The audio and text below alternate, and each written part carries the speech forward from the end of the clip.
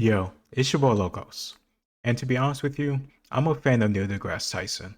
Even though I don't agree with everything he says, I'm a fan of people that can make intricate subjects, whether it be astrophysics or deep levels of history like Dan Carlin, accessible to the average everyday person and build a passion and a interest in subjects that they probably wouldn't care about if it wasn't for that person to begin with.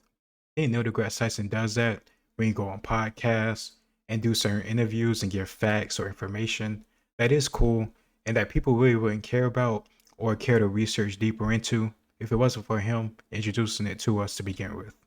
But even still, I've noticed he has a tendency to give his opinion and try to make it semi-factual or truthful on stuff he really doesn't know about, whether it's related to COVID or gender or anything other thing or any other thing that he feels he needs to give his opinion about. And there's also an issue with he just can't admit that he's wrong sometimes. I'll be the first to admit to you, I'm not right about everything. I'm not perfect. I don't know it all. And the fact that I don't know it all is a good thing about life. You can constantly progress, constantly get more knowledge until the day I die.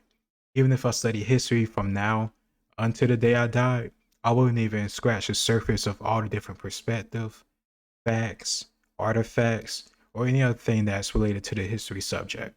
And I appreciate that. There's so much knowledge, so much information, and I can go out and seek it, especially in the modern age. Our ancestors didn't have access to this stuff. We have the internet, we have free public libraries, we have literacy. So I appreciate those things. But even still, I don't know it all. I never will. I don't think anybody will. I can admit that. I don't understand why Neil deGrasse Tyson, as smart as he is, can't admit that too. But maybe it's because he is so smart and it comes with a big ego. But either way, let's get into it. I'm rambling enough. Hold on a second. That's not addressing the question at all. The question is, female shortlist exists. Should biological males be allowed to enter those female shortlists? That's as simple as the question is. Yeah, I'm saying I would ask why you have the short list in the first place. It's because there's something deeper that's wrong with society, that women are underrepresented in governance. So to say now, to protect that now and not try to get to the root of that problem, I think is the cart in front of the horse. So I would go deeper to that problem. So but you don't even there are have to have women that question. whose opportunities are being curtailed today because they are being forced to compete, whether in sports or elsewhere, against people who have some kind of advantage over them. We're in a transitional period, so we have to figure that out. But the way to figure out things that require solutions to progressive change is not to regress it to how things once were. If that were the case, I would still be drinking from a segregated water fountain. Okay? Oh, let's merge the water fountains and let's create the opportunities from below so that we don't even need the short list. Okay? I get what he's trying to say, but that's not the same thing. You can't compare segregation and racism to men competing in sports or other subjects or avenues with women, especially when it comes to physical attributes that men are clearly superior in, whether it comes to strength, speed, or reaction time. Like, we know what it is. That doesn't make us superior to women, and women are slaves. It's just biology. We're made this way to protect women and protect our children. But women are made in a certain way to do their own, duties, whatever you want to call it, in addition to whatever lifestyle or ambition and goals they want to have in life. That's the way it is. It's not the same thing. Okay? That's how I would approach this. So yeah, we're in the middle of solving that problem now. Let's figure it out together.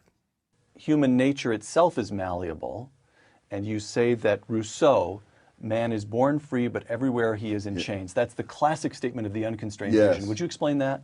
Yes, that the things that we suffer, according to those with the unconstrained visions, it's because of the failure of other people to be as wise or as noble as themselves, because there are no inherent reasons for us to be unhappy.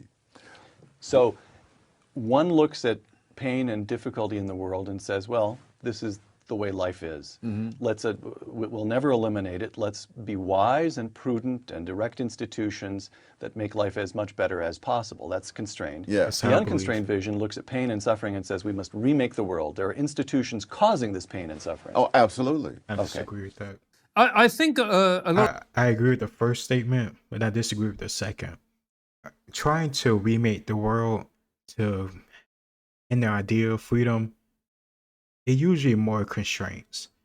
I can only think of the Giver book. I don't know if you read it or saw the movie. The book is probably much better than the movie, but they have a utopian society where everything is very predetermined and controlled, whether it comes to memories, whether it comes to freedoms of action, or families and people getting together and coupling up. Everything is very much controlled. And if you ask me, understand that life is painful. You're going to suffer a little bit. There are varying, amounts of suffering that people will, go through. But I'd rather have the freedom to navigate it as I wish. To have some far off entity that doesn't know me personally make all the decisions for me. That's how I see it. A lot of people would have an issue with what you're saying, Neil, is because they see women being denied opportunities. They see an unfair playing field, metaphorically and literally speaking. So fix the playing field, damn it. What? Don't say it's an unfair playing field, so all of a sudden the big issue is trans women taking the slot of a woman in an unfair playing field. Fix the playing field. And you know something? The day you fix that playing field, this conversation will look completely ridiculous. But here's another thing too, you can't artificially control people's decisions. I can't remember who exactly it was, maybe Norway or Sweden. It was some European country and I think Norway region, but they tried to, force equality throughout the workforce. Try to get women in STEM and men throughout other jobs. But at the end of the day, people really didn't want to do things that they wasn't inclined to do.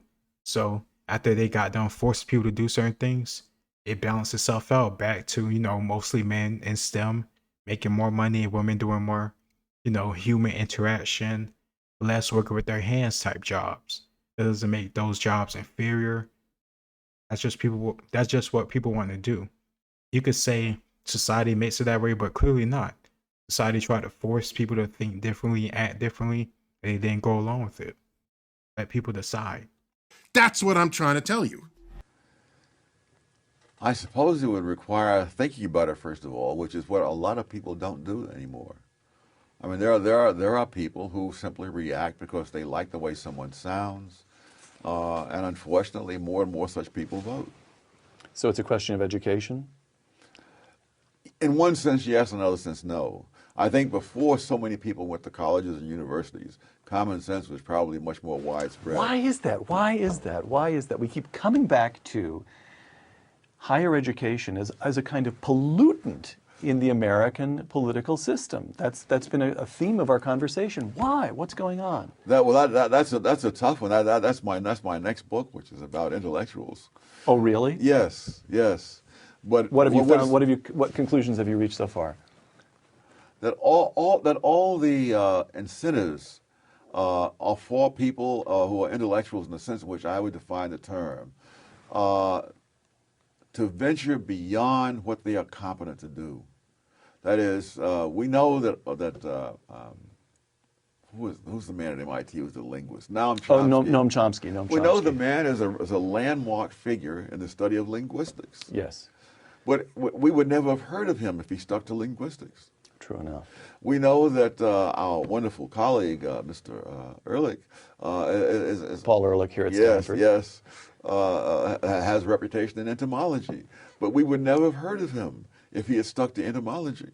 And so all the incentives are to go beyond what you're competent to deal with and to just assume that because you're wonderful at this, that this makes you sort of a general philosopher king.